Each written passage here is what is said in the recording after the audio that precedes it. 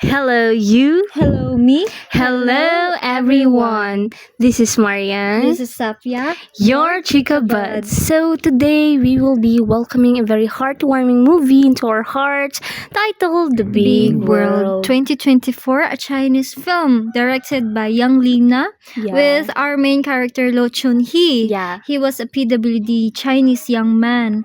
However, even though he had a bad condition, PWD, right? Nga kanang gapangita gyapon siya sa iyahang purpose as a Yeah. human being. Remain Even- strong, Jod. Yes, even though he's not acceptable to the people around him and especially to the people he wants to develop a relationship. Yeah. I remember nga kanang gusto siya mag-suicide, di ba? Yeah. Nag-commit siya. Pero nagyapon siya lola niya, na siya lola nga Very ginapush supportive, gyapon siya. Lola. Yes, very supportive.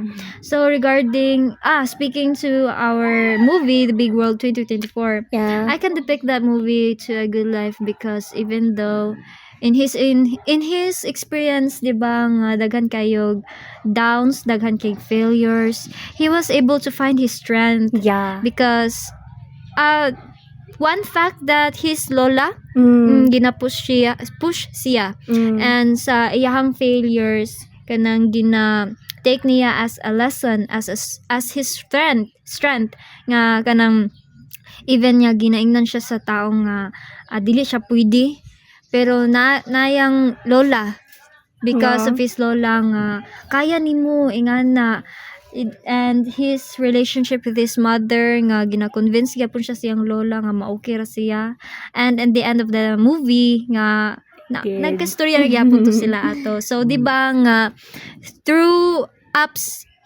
down rather through his downs, through his depressions, through his failures yan naagyapon siya good side sa ato ang life. So He has therefore it is a someone good good life. na. Yeah. So speaking about good life, if I remember our lesson STS, so Yesterday. could really say na it aligns to Aristotle's point of view about a good life because no, as he says nga kanang a good relationship is the key to having a good life because as we can remember sa movie kanang yung mother hostile di ba kay sa iya. Yeah, very. And because of that relationship that they have, murag makapagrabi bitaw siya sa situation nga Yeah. imbis nga kanang i-lift siya, gina-down na noon siya. Yes. Pero naapod yung lola, which Yeah. is the total opposite kay yung support jud sa iya. So we could really say that having a good relationship with someone could give us a purpose and a meaning, no? Yeah. Kay even though ing ani ang mga kanang panghitabo when we have someone who is willing to push us good as you Willing says to help us.